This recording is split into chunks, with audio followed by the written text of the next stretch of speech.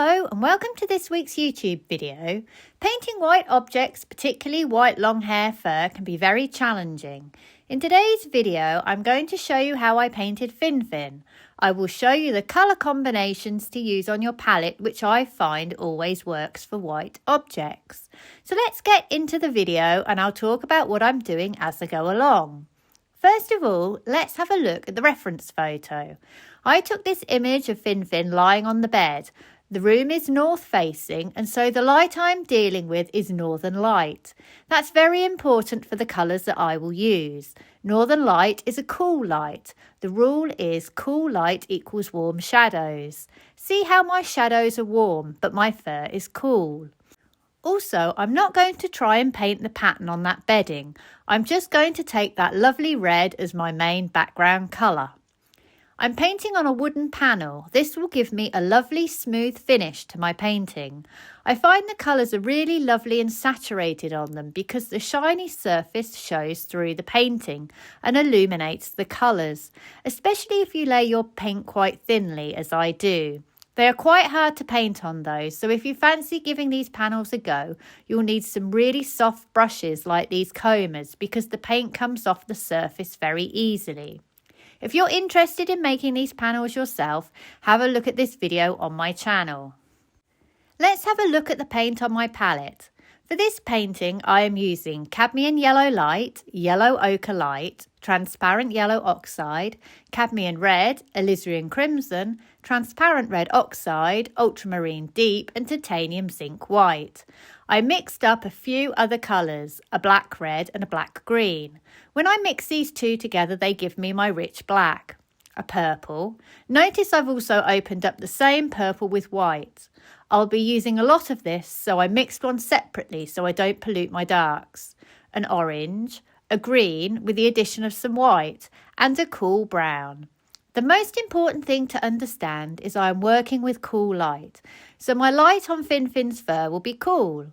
I will be using as my base the complementary colours of purple and yellow. The yellow I will use will be cadmium yellow light.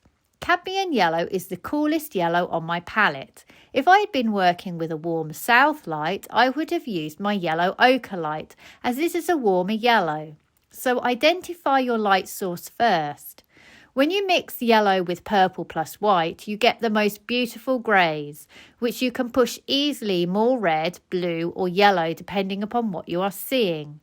I tend to add my yellow to this purple for Fin's lights and midtones.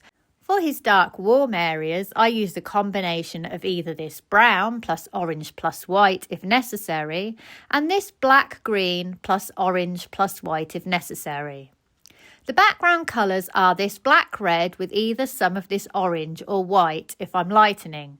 Bear in mind orange keeps my warm mix. White will cool it down, so think about your temperatures and choose accordingly. For the dark areas, I am mixing in either of these two greens. I try to vary my temperature just to keep the background more interesting. Think about the temperature of the adjacent object. I will always have a warm next to a cool or a cool next to a warm. I won't put the same temperatures together. For the first layer of the painting, I am just laying my paint very thinly to give me an idea of what I'm looking at. I'm not using any medium. The paint is very sketchy and very thin. I'm just trying to get my drawing correct, my main blocks of colour in, as well as my temperatures correct too. This gives me my template for when I add my thicker paint over the top. As I am painting wet on wet, it's very important not to use medium at this stage because the surface will be too slippery. I leave this overnight and then have another go at it the next day.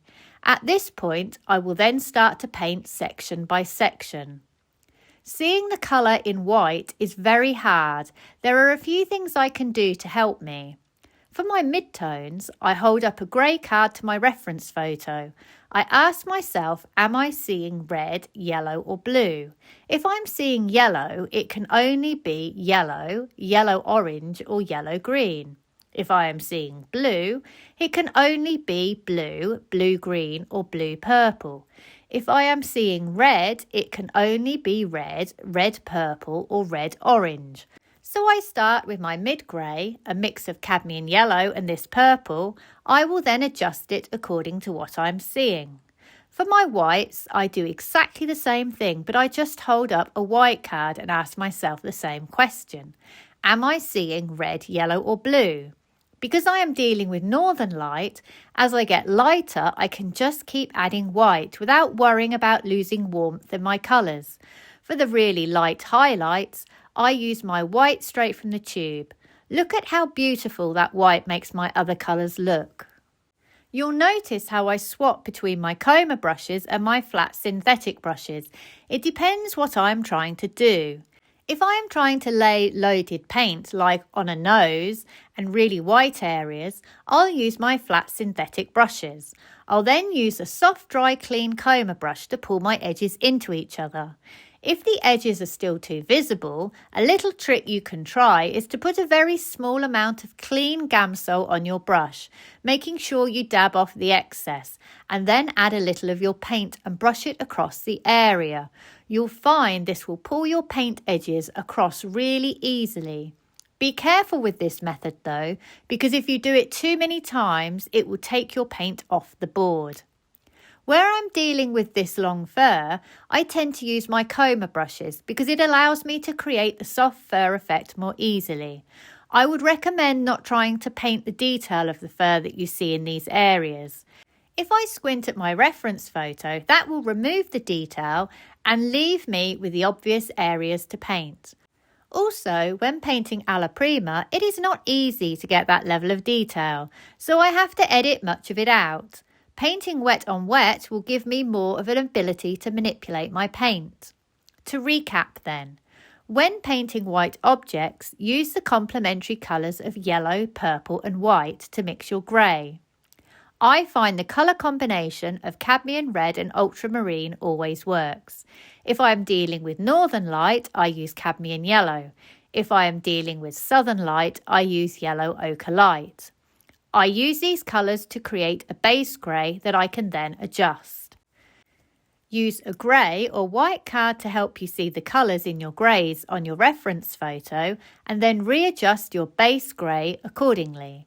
I hope you have enjoyed today's video and found it useful. Please like and subscribe if you can, and check out my website, Sarah Halliday Art, where you will find examples of my work and also details of online classes that I run.